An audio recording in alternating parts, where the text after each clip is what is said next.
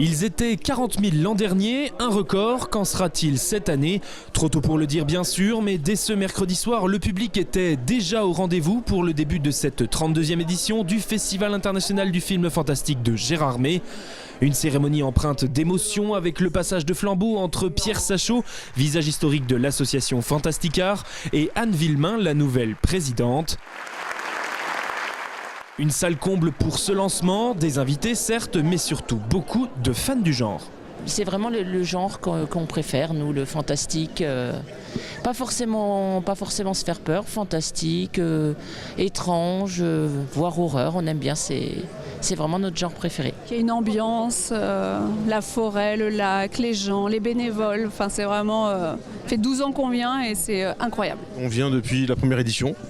Pourquoi ? Parce qu'on est des passionnés du cinéma de genre et puis c'est notre petite bouffée d'oxygène dans une année bien chargée. Qu'est-ce que la peur? C'est les représentations des inquiétudes de nos sociétés, c'est la politique, c'est la technologie, c'est toutes ces peurs et chaque année on découvre de nouvelles peurs. C'est le reflet de notre société en fait, le fantastique. C'est tellement réel.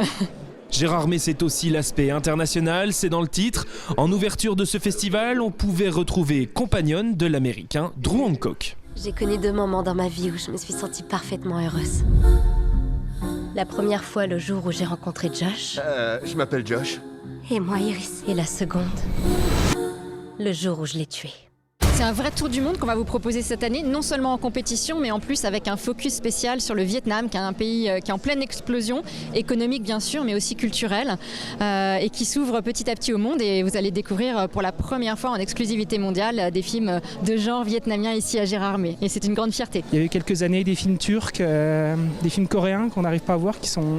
C'est un peu différent de ce qu'on trouve au cinéma un peu grand public. Alors il y a un film, il y a Exuma que j'ai envie de voir parce que les films d'horreur coréens sont quand même très bons.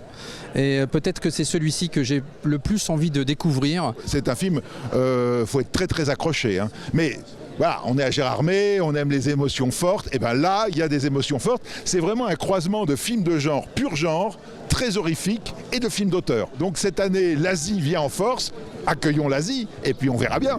Du côté de la compétition, c'est Exuma du coréen Jang Jae-hyun qui représente le cinéma asiatique.